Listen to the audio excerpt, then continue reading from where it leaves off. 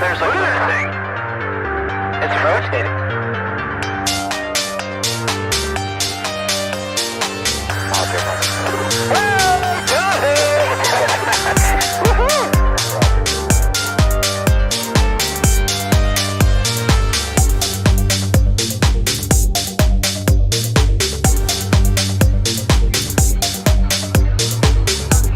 What was in the skies over Jerusalem, and why did it stop one of the most treasured sites in Christianity?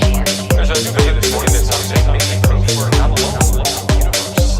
UFO in the form of a bright light is descending over the dome of the rock of Jerusalem.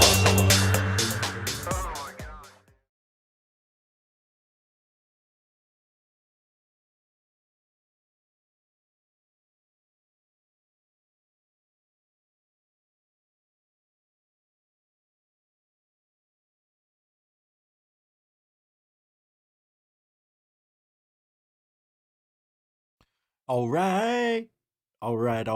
Welcome to Goof On tonight. I'm your host, Rich Giordano. And it is the day after Thanksgiving, November 28th, 2025. Are you alive?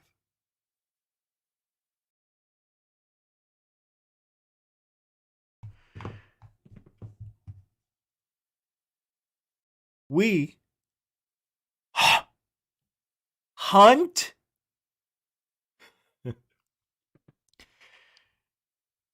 track down, abduct, and slaughter. And then we analyze, study, learn, and then write a paper about it for our friends to give a nice peer review about what we captured when we captured a human being. These are the tales of aliens, my friends. Yeah. They do what we do to animals to us.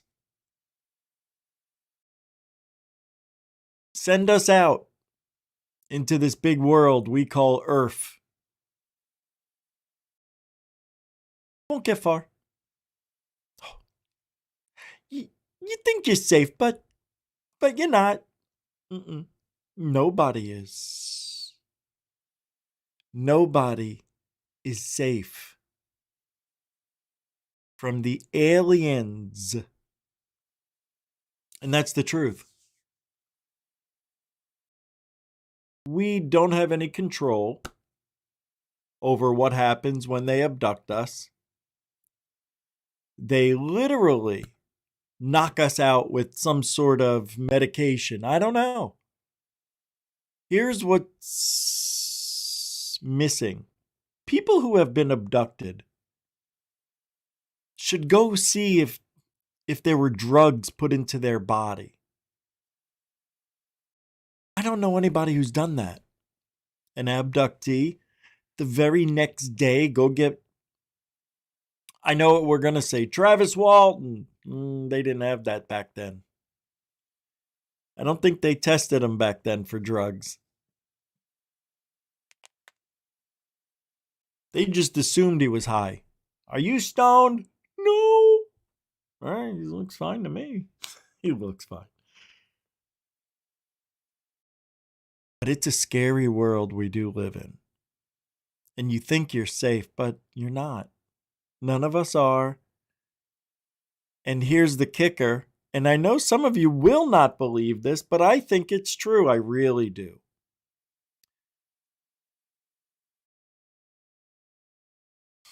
God, I hate saying this stuff. I really don't want to. But I think this is the truth. In my opinion, I feel we are all tagged, numbered, labeled, however you want to call it. There's a bio on us somewhere in the ether of the universe with the one, the only alien god Zitch.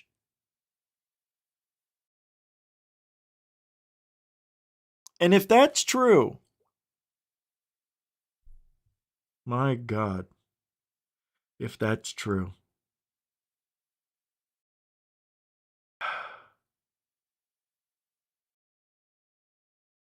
it all makes sense. It would all make sense. Think about it. And I'll get back to you on it. We're going to talk about that tonight. Humans are hunted, abducted, and tracked by aliens. I'm telling you this from personal experience. Not really. Just from years of being in this field, talking to you all, and my own experiences. What you have to go by what makes the most sense. Who's here tonight? Jeanette. I just scroll until it lands on somebody, and there you are. Welcome to the show, the angel of goof on. Cindy Crow. How you doing, Cindy? Good to see you. David Wilcox, not Wilcock. Welcome to the show just after 7 o'clock. Good to see you. Metalhand. How you doing, Chief? Good to see you back. Thank you. Hey, Myra. You feel any different? It was a birthday. Yeah. Happy. Well, welcome back. Yeah. Well, we already said it. Welcome to the show. Hey, Dan Peters. How you doing? What's up, 5'6"? Welcome to the show. Lee Argent. Aren't you glad you made it? We got a good one tonight, to be honest. It is. I thought last night's show was kind of fun, too. Up.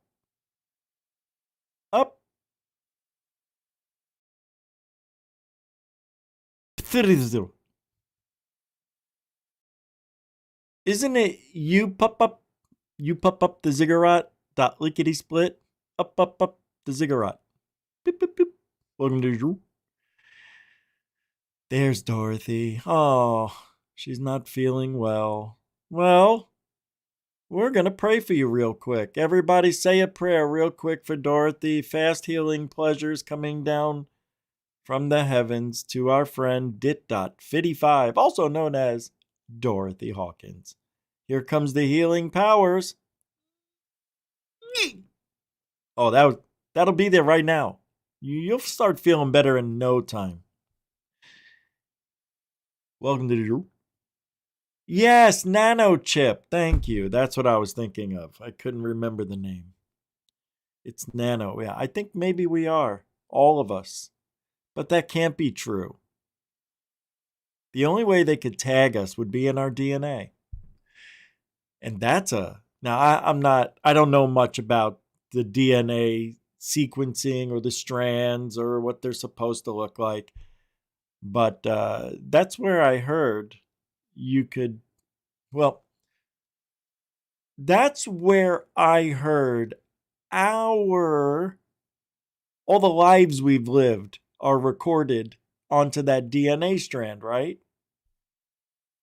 So we all have body cams? Like, how's it recording everything? It's so silly. It's not recording anything. It's just a cut into the DNA said Giordano lived from beep to beep. And then he filled his role. He paid his dues to society. He let him back into the universe.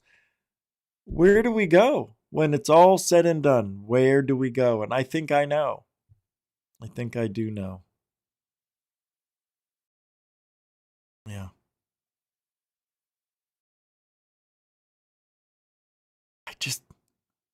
You see, humans can't cope with nothing. Something has to be happening. Our brain is energy, and energy doesn't die. No, it just disperses when it. No, look, maybe it will, but it disperses all over. It doesn't just stay like this and search for another place to thrive. It doesn't make sense when people say that to me. Does it make sense to you? Where does our energy go? It goes everywhere. So, Rich, that's you, man. That's all of us. If it's all of us,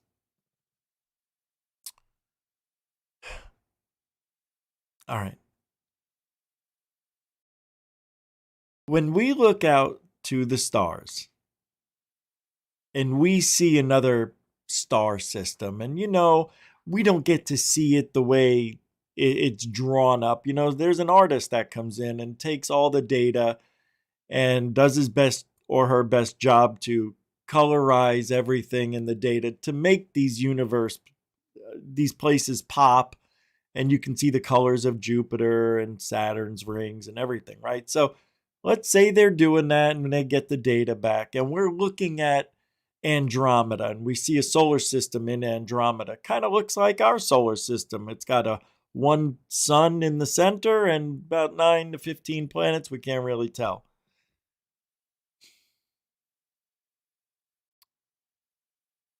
We find out there's a few planets in the Goldilocks zone, which is the place not too far away from the sun where it's cold and not too close where it's too hot, right in that nice place where there could be liquid water for us to survive. For us. Doesn't mean an alien species would thrive in that Goldilocks zone, but most likely it would.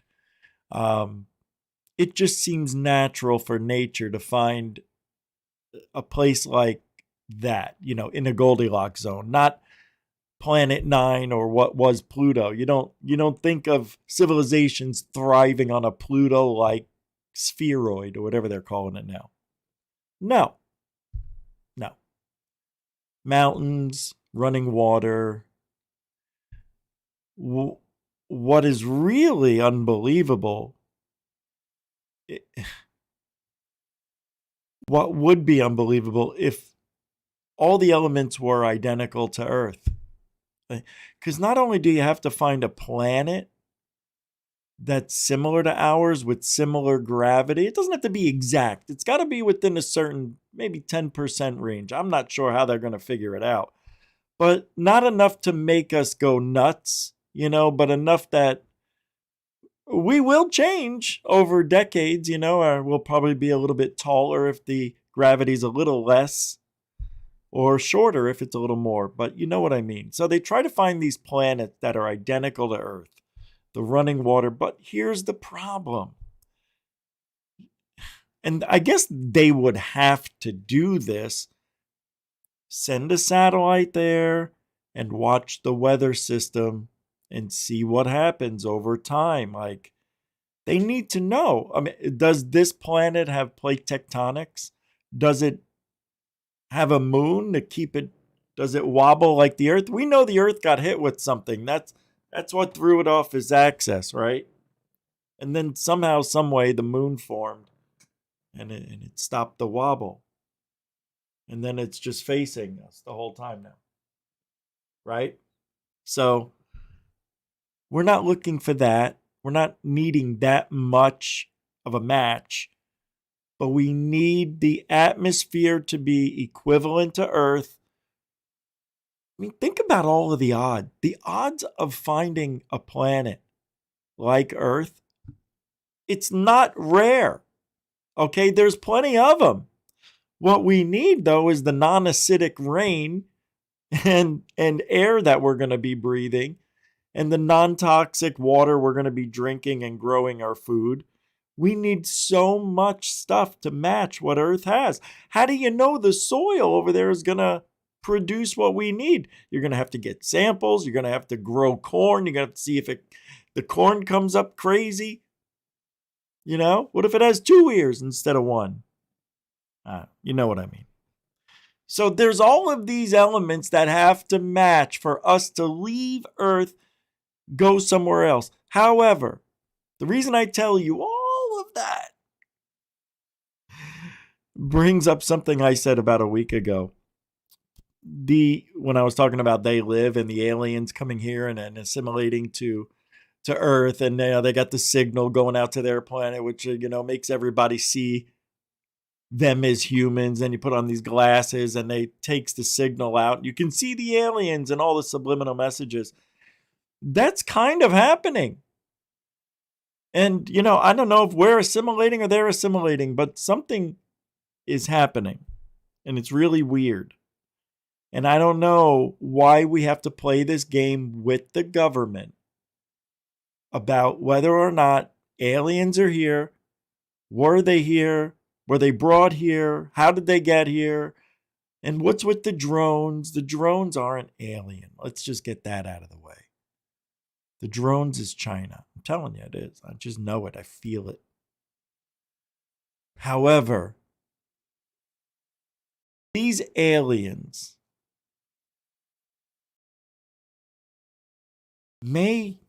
God, I don't know, man. I really don't know. But you have to go with what makes sense.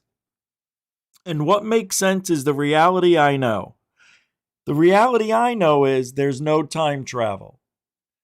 And I can't tell you how badly I want to tell you it's us from the future saving us, helping us. And I'll tell you why.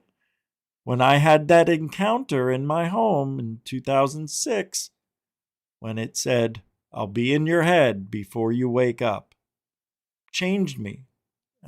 It changed my way of thinking about this whole entire phenomenon that we're experiencing.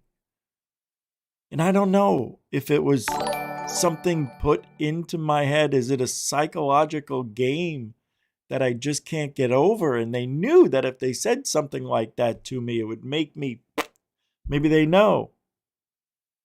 Maybe they know. Maybe that's what's going to drive.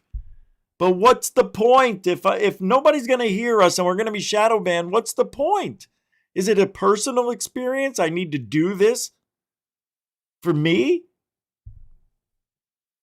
They don't tell you anything. That's the problem with ghosts and aliens. They don't tell you anything. And then we go to the government. Hey, what do you know? And they're like, the NHI and crashes, the legacy programs and quick engineering and nothing. They know nothing. Absolutely nothing. And if you think the government knows something, you're crazy. You're absolutely batshit crazy. They know zero. They know as much as we do. All right, I know there's some people who know a little more, but not Jay Stratton, not Eleganzo, not Corbell. He's not military or anything, but still, not Knapp. There's one person, other than the people who had real experiences, one person who knows more than Greer, who knows more than all of us combined. And that's the white-haired lawyer. He knows more than all of us. Do you know how many witnesses and whistleblowers he had to speak to? This guy knows more than... I don't know how he's not going into skiffs. I don't know. I mean, that guy should have some sort of government pass or something. I mean, there's just... What's his name again? I forget. Hey, Bernie! Bernie throwing down a $5 super chat. It's a Bernie Muro super dono. I don't know much, but I know I love you. Not that way. Thanks, man. I appreciate that. A continuing supporter of GoofOn for a while. Thank you very much. Thank you. Appreciate you. Bernie Muro, everybody. So, with all of this being said,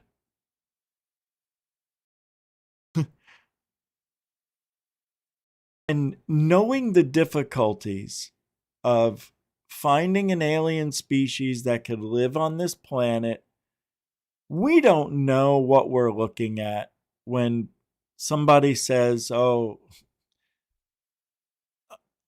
I don't know if I was looking at an alien wearing a helmet or I was being tricked or whatever."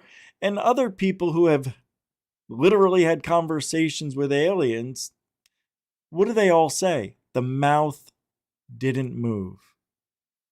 It talked to me telepathically.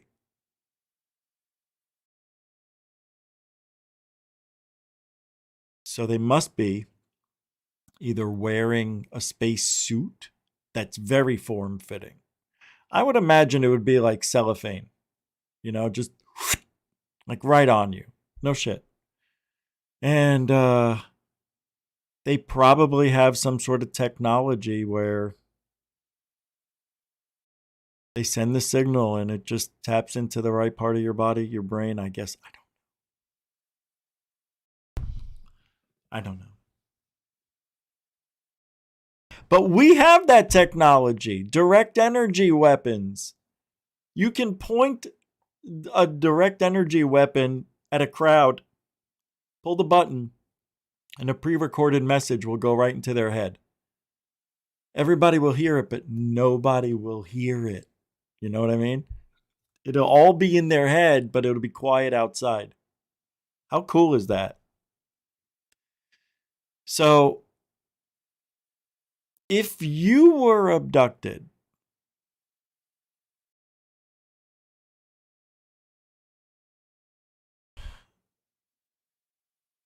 do you feel that you were talking to an actual or witnessed, I should say? I don't know why I said talking to. Do you believe that these beings are showing their actual shape, their form? I'm talking about the grays. I'm talking about the commons, the tall whites and the tall grays. I got those 6-foot tall grays too, or 7-foot, whatever they are. What bothers me about all of this is that the 2 eyes, the nose, everything's got to be just stereotropic, bipedal, 2 arms, 2 legs. I just said the same thing, but it just bothers me. And I don't know if they can talk to us without moving their mouth, basically can hear us thinking, right? When we speak back to them, there's something going on with either their technology. And look, their technology's probably thousands of years far advanced. And maybe to us, it's only a decade away, right? Maybe we could figure it out in a little bit of time. Because talking to people that way, it's becoming a thing, right? You can move. What? Isn't there that person who played chess without touching the chessboard? They just use their mind. That shit's working. So, I don't know, man. Look, in this world, this just for me, do you? Because I'll tell you how I feel. I always feel somebody's watching me, even when I'm alone. And this is from when I was a kid. I'm going back all the way as far as I can remember. I used to stare in dark shadows, thinking, I saw something. I mean, I can't remember a time in my life where the paranormal wasn't a part of it. It's weird. I mean, there was a time where probably in high school I didn't think about it much. Like we would go to parties and girlfriends get to know you, so they know about your stories. And then somebody will say, hey, tell us that story. And then everybody will tell their ghost stories, shit like that. A lot of people, everybody has seen a ghost, pretty much. And I can tell you this, everyone in Arizona that I spoke to has seen some weird lights. Yeah. Anyway, let's get to what's going on. We'll come back to this in a little bit, but there's so much to talk about today, even though it's the day after Thanksgiving. So, I can't believe this is so weird. Travis Taylor is back. And in this there's a New York Post story. I think I mentioned it, but I didn't play this video. Is Dr. Davies believing stories he was told about aliens landing at Holloman Air Force Base, remember? So Travis Taylor, Eric's friend, Eric Davies' friend and colleague, describing his gullibility. Are you kidding me? I can't wait to hear what he talk about gullibility. This can't be happening. To accept and believe stories from pseudo credible, because of where they come from. Then he assumes what they're telling him is a credible story without getting the background data to prove their story. Like if I told Eric that the moon, that there were aliens on the moon, Eric would probably believe me, right? And I can't believe what he's saying. This is exactly what I said. That's why I don't trust the guy. I never trusted Eric Davies. Oh my God. I don't mean that as a discredit to Eric. Eric is he's trustworthy. Very, very trustworthy. No, he's not. You just told us he's not without telling us he's not. Oh my God. Trustworthy of people that he trusts. So hold on. What did you just say? Eric is he's trustworthy. Very, very trustworthy of people that he trusts. He's trustworthy, very, very trustworthy of people that he trusts. So if you're Eric Davies' friend and he likes you, he'll believe you, even if you're lying, because why would you lie to your friend? That's Eric Davies. Oh my God, the guy's living in third grade. He has a third grade friendship mentality. So I think what Eric needs to do is grow up, is find a better way to show proof than simply the stories. I will tell you this. All right, that was weird ending. All right, thank you. Very good. Travis Taylor bringing in the heat. That was nice.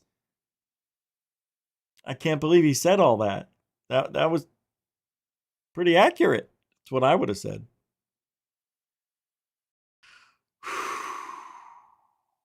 So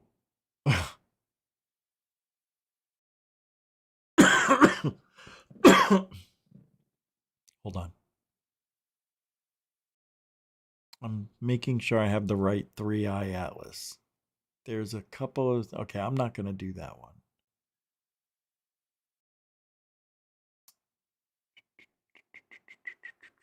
Okay, this is the one I'll talk about.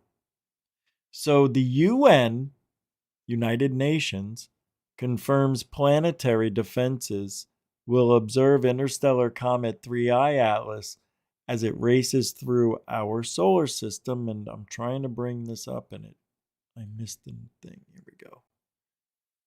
And starting on November 27th, a global team of scientists with the International Asteroid Warning Network, IAWN, will kick off a 2-month campaign to track the comet as it nears our planet. While it poses no threat, Comet 3-eye atlas presents a great opportunity for the IAWN community to perform an observing exercise due to its prolonged observability from Earth and high interest to the scientific community. The UN explains on its website, but here we go. Let's listen to their video here. Go. No video to listen to, just pictures. This can't be real. This is not 3-eye. What is going on? That's what it looks like? Really? What the hell? This is all pixelated, yeah? What is going on? What? Yeah, weird. Really weird.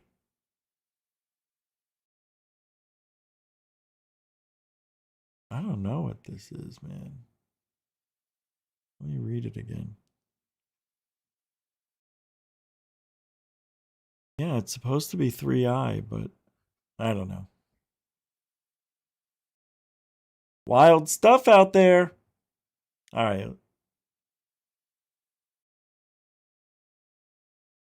God dang it. My voice is killing me, and I don't want to read a lot. All right. Oh, no. Oh, boy. All right. Okay. Jesus, I got to do this. Here we go. Hold on.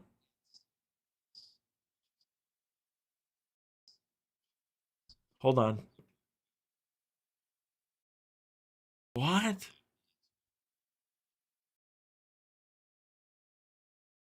I don't know. Oh, this is. Oh, okay.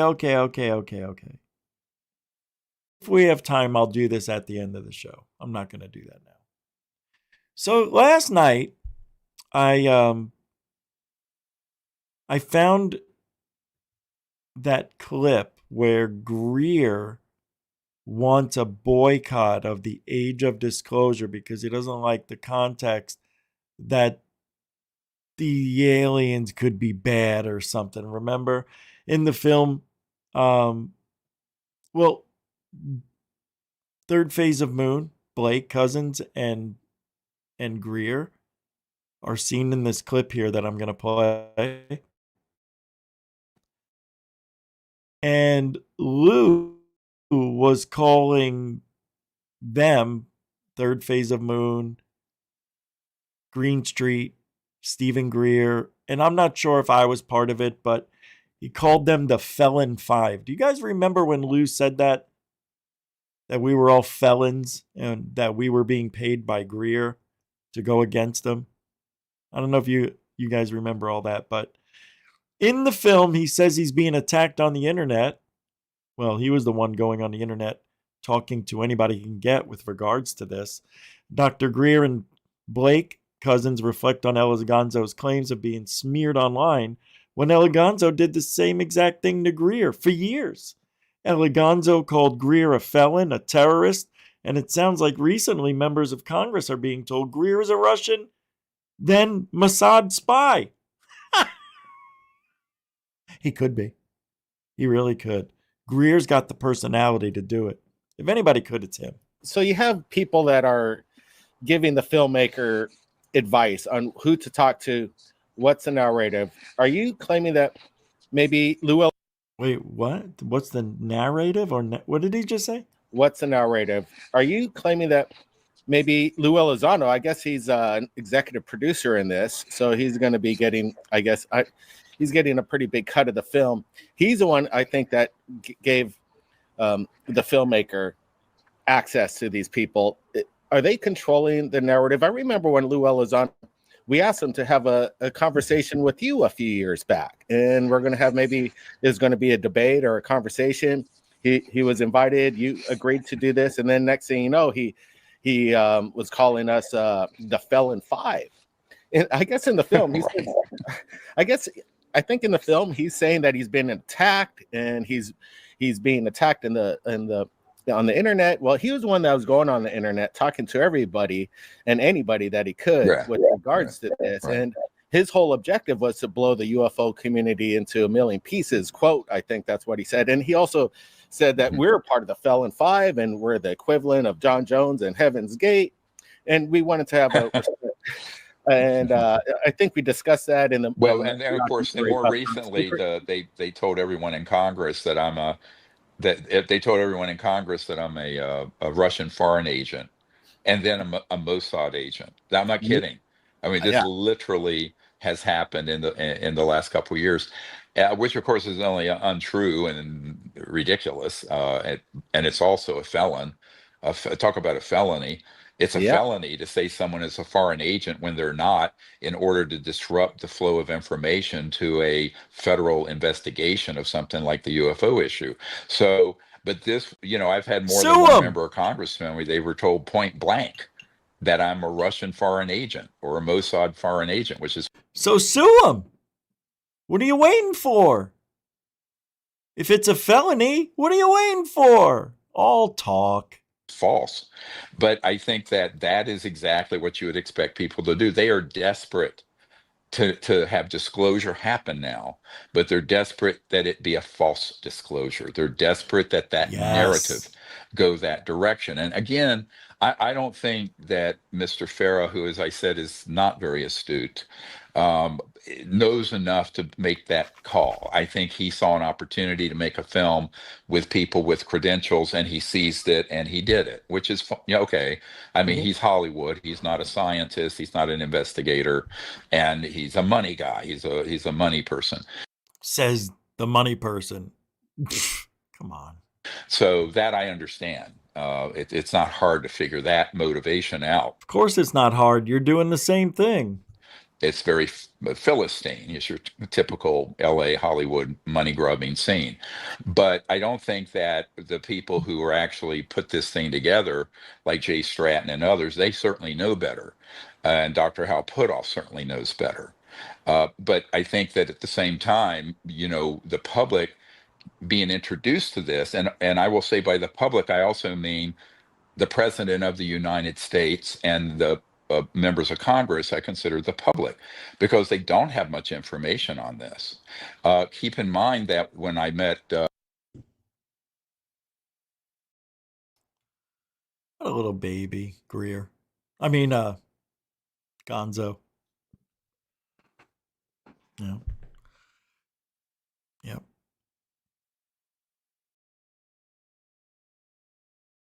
It was funny because, Lou seems to be the type of guy who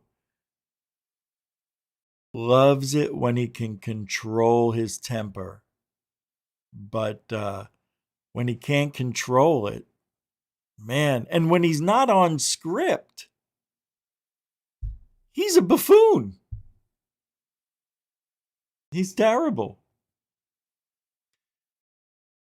And the age of disclosure on Rotten Tomatoes is at 30%. Stephen Greenstreet posted the stats. I mean, look at this. This is what I don't understand. It says 93% on the popcorn meter. Doesn't that mean that it's rewatchable or something? So why is it bad? I see the tomato meter at 30, but 93 is good. The film was mostly criticized for not providing evidence for its wild claims of aliens on Earth, and the film's creators implored UFO believers to submit positive audience ratings. Oh, thus the 93%. So they coerced their fans to well, that's what everybody does. You gotta vote yes so we can be seen by many people. Vote thumbs up. I'm so sick of Three Eye Atlas. So Jay Anderson from the Project Unity. Wow. He is letting people know how he feels. I refuse to be gaslit. Hold on. Into believing that an apparent former director of a Pentagon UFO program is allowed to make mistakes. Like, for example, presenting multiple fake images of UFOs to the public, including in a congressional setting, and it's not a big deal. Yeah, that's the culprit. These stupid contact lenses. Yeah. There you go. That is such a beautiful UFO, isn't it? Jag off. So we could all agree that Lou is definitely a disinfo agent. Here goes more. Look at these. They look just like the UFO I saw. It's weird. Yeah, remember this? God, sad. He just doesn't know what he's doing. And let me tell you, isn't that par for the course for the people left? Because 90% of ufology is all the people on that side of it. Democrat side, leftard side. Those are the ones. Look, I understand that if it wasn't for them trying whatever they're doing, we wouldn't even be having this much information to talk about, whether it's good, bad, or neither. Because the Republicans, they don't give a shit as much. So, in that regard, I'm grateful, but I'm also not happy because they're taking advantage of good-hearted people. People. Did you hear how I said that? They're taking advantage of good-hearted people. What a perfect segue into this next person. Rose Cuckold likes to talk. We know that.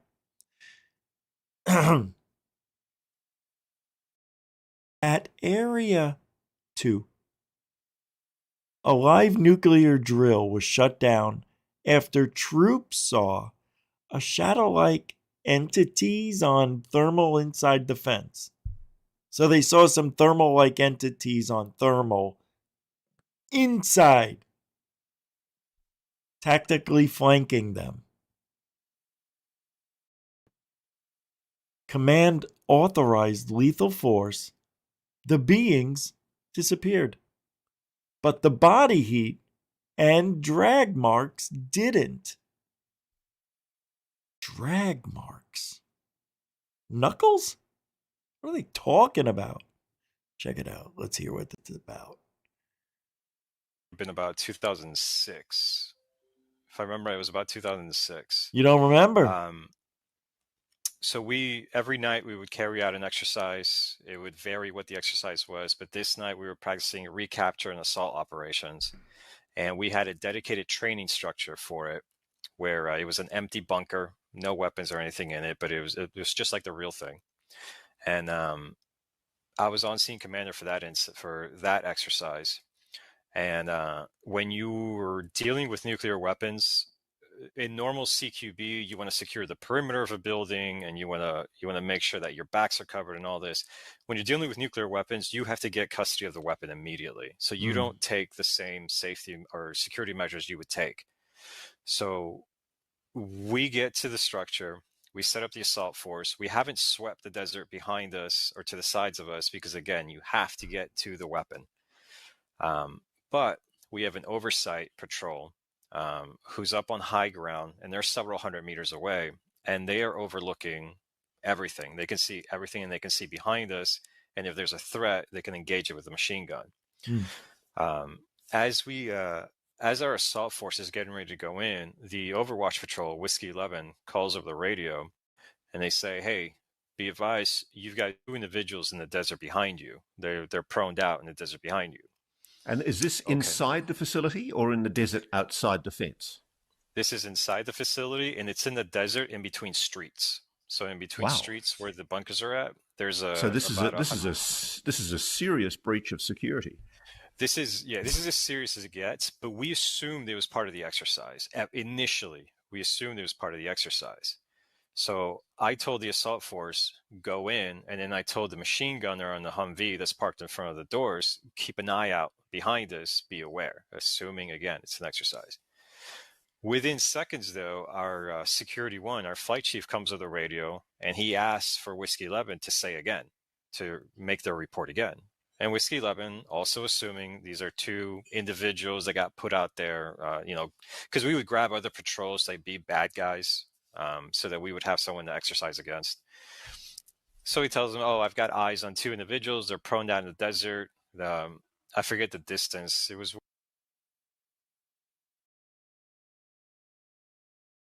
within like 50 to 75 meters behind us, though. And then Security 1 immediately calls control, and he calls for an exercise terminate. And as soon as he says that, I know, this is real world. Like something's happening. So you start putting live rounds into your guns at this stage. So we exercised with live rounds, which I know sounds crazy to some people, but we trained how you fight. Really? I find that very irresponsible. Because real world is real world. Real bullets. Yeah, that's the reason they don't. That's bad. The reason they're not supposed to use real bullets in training, because it's training. You may do something you don't normally do just to try something else to see if it's going to work in that situation. Somebody can get hurt off a ricochet. Stupid. I don't buy it. See, that doesn't make sense. Something wrong with that. So I yanked the assault force out of there. And my first job is I'm going to set up a sweeping element. Security one calls a code red response. Code red being a security incident inside the facility, not on the perimeter. And that's as serious as it gets. Like, that's an extremely serious event. So if you see these people, are you entitled to use lethal force to stop them? We are entitled to use lethal force. We would attempt first to apprehend them. But I mean, we had enough leeway that if we even felt that they were hostile, we could have used lethal force. But you do want to first attempt to apprehend. But that being said, we were ready to use. Okay.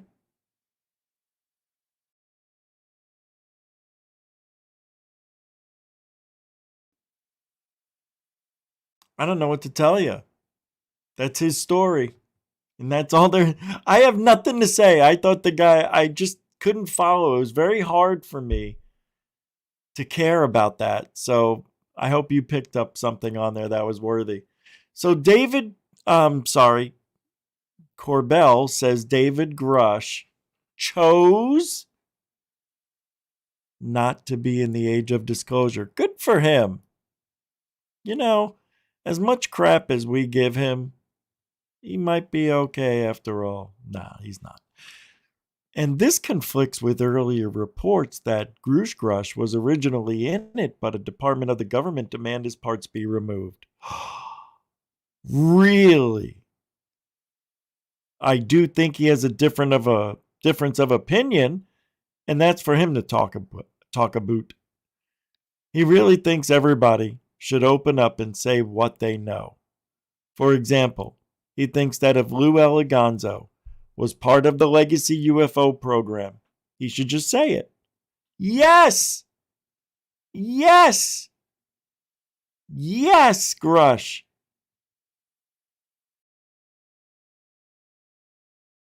The film would have had Dave participate if he had agreed, but he's on a different path. Let's take a listen to this minute and a half. Into the movie, why do you suppose he wasn't in it? Well, I think he definitely chose not to be in it. I remember helping to make that connection with Dan so that they could have that conversation. I think Dave has a kind of different tactic to getting out what he knows to be true. Dave is a true whistleblower. This is not a managed message with Dave. Not that it is with the other guys, but it is at least authorized. With Dave, he really is working on a fundamental attitude that nobody has the right to hold this back. So let's go to his interview for 1 second. I helped in just trying to get him in touch with a network and a producer that would be able to hear what he had to say and treat it properly. I mean, we could have done the same, George, but President Trump doesn't watch Weaponized as far as I know. So so David Grush talked again, and I was really glad he decided to, because he's not all over the media. I do think that he has a difference of opinion, and that's for him to talk about when it comes to this stuff. He really thinks everybody should just open up and say what they know. For example, he thinks that if Lou Elizondo was part of the legacy UFO program, that he should just say it. Go out on the limb and just say it. Yeah. And so I think that's the difference of opinion. I think the film would have had Dave participate if Dave had agreed, but I think that he's just on a different path. Am I explaining that clearly? Yeah, you're not that hard to figure out, bro. I don't think that's why he didn't want to be on it. I think he didn't want to be involved with the people that were in it. That's what Jeremy meant when he said he's on a different path. See, that's why David Grush said what he said, even though it would make some people upset. Like, hey, where's your evidence? Why don't you just come out and tell us, Lou? He doesn't care about Lou anymore. He doesn't need Lou. See, Lou is such an asshole. David Grush could care less if they're like a brethren and, they work for the government, the military, and all this. Doesn't care about that. He's going to do what he wants. Good for you, because people always walked over David Grush. And gosh darn it, not anymore. Good for you, DG. Did you hear about this? Gigantic vessels. Alien vessels are surrounding our solar system, according to Dr. David Clements. Michael Sala posted this today. I'm like, what are you talking? Oh my God. Sala. See, that's the problem with Sala. He believes too much too. He described enormous Arcturian and non-human vessels, each nearly 1/8 the size of the moon, positioned around the solar system. According to his account, these craft are forming a protective spherical bubble, directing non-physical energies towards the sun to alter the environment of our entire system. Is something cosmic unfolding beyond what we're being told? Let's take a listen and see what we could learn. What's actually happening? They showed me, if you imagine the entire solar system. They showed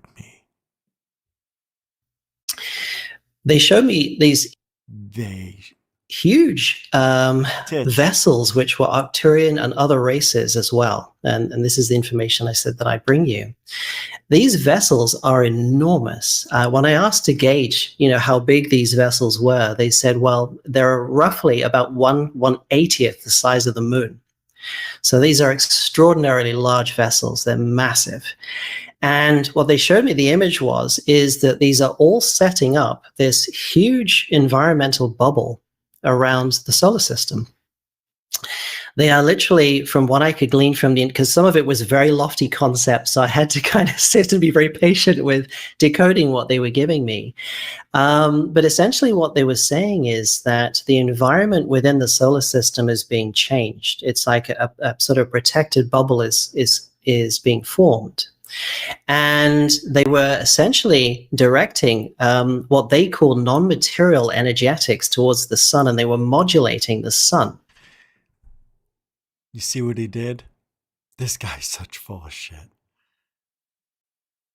I don't know if he's talking to aliens or whatnot, but he is taking the environmental changes from here on Earth and transposing them onto our solar system. Now, the whole solar system is in danger from these changes that he's talking about. I don't know how that's going to happen, Dr. Clements. This guy. First of all, the haircut. I've never seen hair like this. He's an alien. I'm not joking. I think this guy could be an alien. He could be one of them. Look at the freaking hair. It parts here, back here. Here. There's no hair for... That's a freaking cap. That's fake, I'm telling you. I mean it. I'm not even joking right now. I think that guy's an alien. Why not? Why can't he be? I have to keep my voice calm. My throat's killing me. Why can't he? They're here, right? They're working right alongside of us, is what we're being told. Hell, this guy's talking to him. How does he do it? Because he's one of them.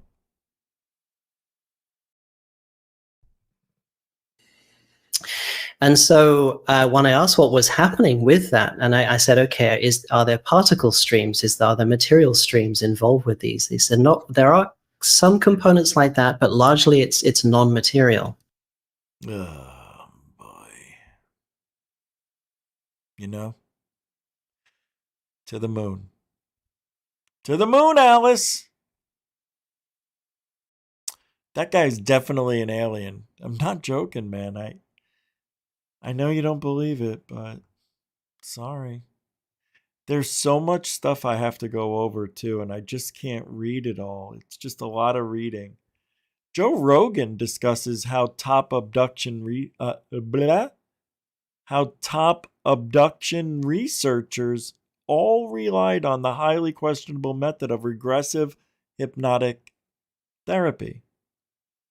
The entire foundation of abduction research comes from a method even psychologists consider unreliable.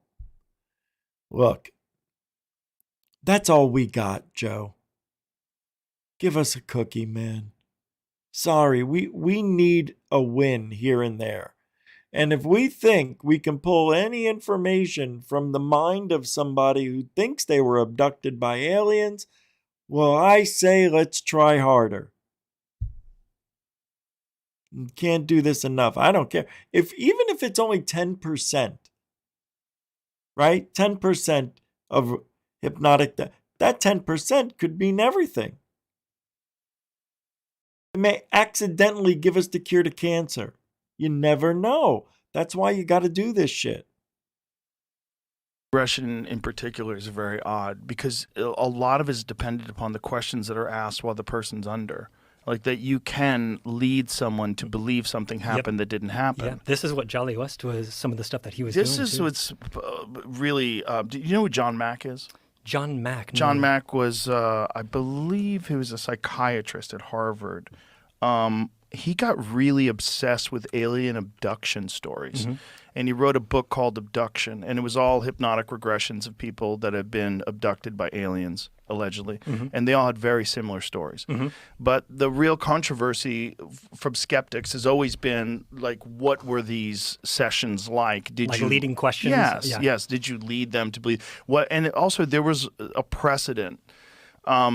So do you know the Betty and Barney Hill story? Mm-mm. Okay, Betty and Barney Hill were an interracial couple in New Hampshire, I believe, in the 1950s, mm-hmm. were the very first UFO abduction story.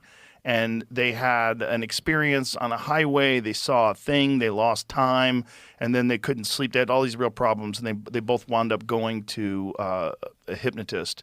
And separately had the same story. Mm-hmm. Separately had the same story about being taken aboard a craft and being manipulated. All these. The problem is then that story gets out into the zeitgeist. Yeah. Right? And then you have hypnotic regression where people tell very similar versions of that story. Mm-hmm. And it becomes a thing where, like, even if the original Betty and Barney Hill story was real, now that becomes a possibility in your mind that could have happened to you. Mm-hmm. And then you get hypnotized and someone says, do you see any beings in the room with you? Yes, I do. Mm-hmm. Are they short with large heads and large black eyes? They are. Mm-hmm. Like, what are the questions? Like, how did you lead them into this hypnotic regression of alien abduction? And I think a very similar thing took place during the European kind of witch craze in the 17th century. Yes. These preachers would go around to different communities talking about witches and demons. Mm-hmm. And so as soon as they left, in the weeks following, there's a huge uptick in witch accusations and supposed demonic possessions. Is it a coincidence that right after as soon as it's brought to your consciousness, I think you might be a witch, or all these accusations start spreading around? Obviously, it's like a suggested thing that they picked up from attending these religious rallies. Of course. Did you know that when the printing press was first created, some of the first and most popular books were all about how to spot witches? Oh, yeah. Like Heinrich Kramer. I know The Hammer of Witches. You would think. No. But now we have a printing press. It's just all about philosophy, and it's going to be able to print the Bible and mathematics. Yeah. No. If it bleeds, it leads. It's like people are attracted to sensational stories. Yes. It's the same thing about human psychology. They're just the same psychology as us today. And if we're interested in learning these sensational stories, of course they want to. Isn't that interesting? I love that. That's what I'm telling you, people. Everybody has an experience eventually, not everybody. But you know what I mean? Most people have an experience, and if you don't have an experience, you know somebody who's had an experience. This is not something that's rare. This is something that happens a lot. And the argument could be one of, well, maybe these people have sleep issues, you know, they're what do they call that? When you go to sleep, you have your what is it called? I just had it in my head.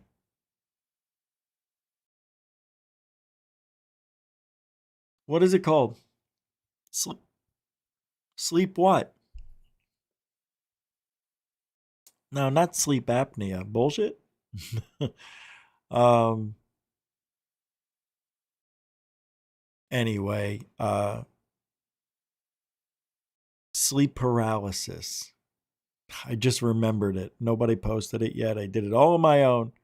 Sleep deprivation does cause that. Yeah, yeah. Somnambulance. Yeah, yep. Thank you. But wow, you know, seeing something, even if it's like in a dream state or sleep paralysis or whatever, it'll have an emotional effect on your belief one way or another. Either you believe it or not. And like I don't know, man. When I had those experiences, there was only two where well, actually there's three. That's right. Forgot about the dog. But you know, this isn't something that happens to everybody either. Like not everybody's going to remember their dream or remember these abduction events. I don't know. Look, the weird thing is we all think, here I go again saying we all. All right. Well, let me try to word this right. I'm having a tough time tonight, obviously.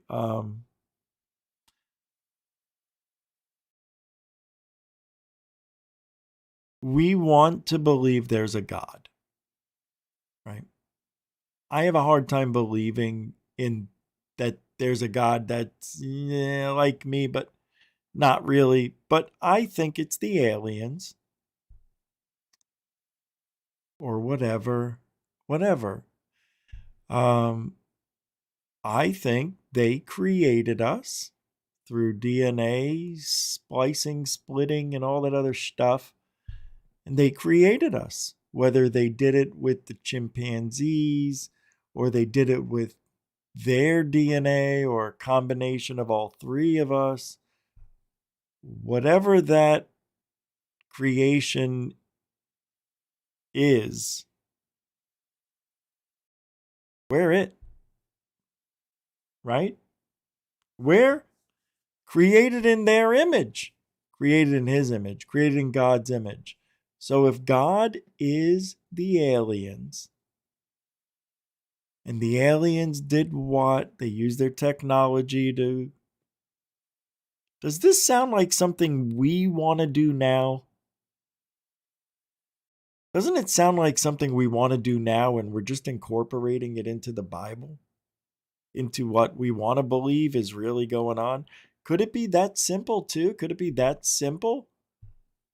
That it really isn't, you know, a person up there. It's the alien entity that created us, as it has created the universe and everything else in 6 days, and on the seventh day, it admired its work and rested.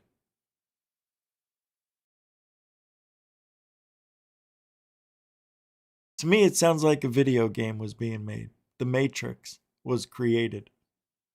To me, that sounds like a story you'd want to hide from the public. You know? Like if we found out we're living in a Truman Show, shit. And The only way out of this shit show is through Antarctica. None of us are going to make it there. Only the rich, if they can. And it's probably guarded. We're stuck here. So, what does it all mean? Because that's just one hypothesis, one theory. So when we die, we go back to being the aliens, because this reality is just like the movie Get Your Ass to Mars. What was that movie with Arnold? I just had it. I can't think tonight. Where he had to go back to Mars. He was a special agent. We could be living this alternate reality. And I don't like it. But it makes sense. And the reason I don't like it because I can't figure it out.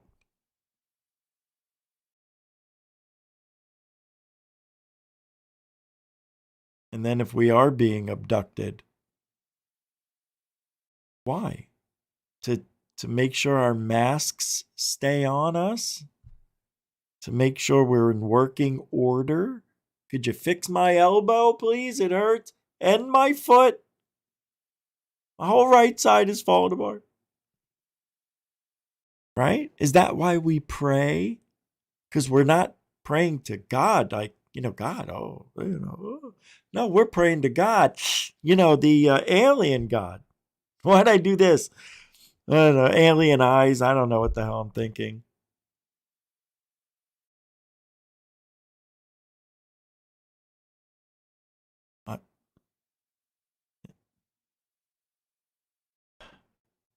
And this is another scenario I don't like. Because there have been how many extinction level events? 5? 6? There's going to be another. What if 3I Atlas was heading this way? It can't be. It can't be. Forget. It can't. Other astronomers would already have figured it out. All right. So after years, I'm changing the subject. After years of failing, I can't believe Area 503 Manny, who made the movie Who's Lou, which he should get a nice award for, says after years, he noticed this too. He noticed the same thing we noticed. Hold on, let me pull it up. So after years of failing, like this is what I said, Lou fails at all these businesses and schemes, quick schemes like boat patents to license to the Navy and Skyfort app and TV show, more TV show pitches, another UFO app, etc., etc. He finally found a payday. Daddy would be proud his boy finally cashed in on a scheme. What? What is this? Let's take a look at this first. So Lou Eliganzo's earnings as of November 2025. The book imminent. 150,000 units sold. 750,000 to 1.1 million. Advance plus royalties boosted by 2025 settlement.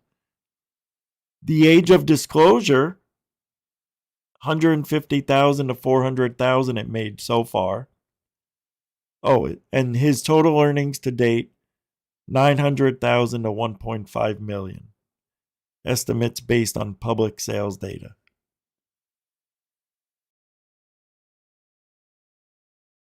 Wow. Let's see this. Do you remember when Lou tried coming up with this, some way to make boats more efficient? Him and his dad came up with this patent for I guess it was a new kind of rudder, I think, or a way of moving containerized cargo ships. Yeah. Anyway, this is the story they posted. Anyway, we don't need to read this, but yeah, and not only that, Area 503, he's got a bar in Wyoming. Somebody said, is Lou standing on a box here? Or is John in a wheelchair? Yeah, because Lou's only 5'7". He's shorter than me. I love this world. I don't want to leave it right now. We have so much work to do. No, I'm not going anywhere. I'm just saying. I've got maybe 20 years left. If they don't take me out, I don't even want to say it. Hey, thank you, Jeanette. Jeanette sent over a PayPal. Aw, nice holiday gift. You didn't have to do that. Thank you so much.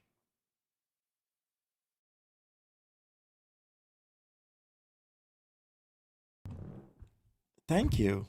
Yeah, right back at you. Wow, I didn't expect that. You guys are funny. Yeah, Lou's finally starting to live his life. It won't last long. You know, Lou has the same type of luck I have. Soon as you start getting ahead, something bad happens and takes it all away. I wish him luck. I really do. I mean it. Because I want him out of ufology. Go live your life and run your businesses. Scam the world, whatever it is you're doing over there to make a buck. Go ahead. I hope you're happy. Just stay out of ufology. We don't need you. We really don't. We were doing great without him. We really were. We really were. Things were starting to get going. Tom DeLonge, TTSA. Remember those days? We were still saying, what is Nick Pope doing? He hasn't done anything. Then we said the same thing about Richard Dolan. I'll be honest with you. It was perfect timing for Lou Eliganzo to come in with the whole TTSA thing. That was perfect timing. They couldn't have done it any better. But what a horrible shit show it turned out to be. They had the opportunity to shine. But typical leftist way of thinking. Lies. They did an actual press meeting without anybody there. Remember Lou walking across that stage and it echoing? Crickets? Anyway, you remember. I did Rich Saves America earlier today, and I noticed my voice was starting to go then. It is starting to go now, and I'm going to have to head out. I want to thank everybody for hanging out tonight, and we'll probably be back on Monday. I'm going to take a few days off. My voice has been getting, I don't know what's going on. I think it's the snoring, sleep apnea. I wake up and it's sore every day. Yeah, thank you, moderators and super chatters and veterans and newcomers. Thanks for hanging out today, the day after Thanksgiving. It is Friday. And I hope you guys have a great rest of your weekend. You know, stay nice and warm. There's a nice Arctic blast just piping its way right through down here to Florida. It was 38 this morning. I woke up, forgot to put the heater on. Damn it. So cold. All right, we'll see you guys. All right. Hey, rights are like muscles. Oh, no, wrong show. If you ain't looking up, you ain't looking out. I did not play it. Oh my God, I forgot. I was supposed to play that vetted video. We'll do it Monday. I'll do it. I'm going to do a members show Sunday. That's what we're going to do. All right. I changed everything. All right. We'll see you guys. And remember, if you, I almost did it again. If you ain't looking up, you ain't looking out for ufology. Jeez. All right. Alien bless. And we got to wait for this. Come on. I can't get a break tonight. Come on. Something went wrong. Oh, this sucks. Oh, that outro. Oh, now it came up. You stinker. All right, we'll see you guys. Alien bless. Thank you, Mr. Hellfire. See you guys. Goof on. Please subscribe.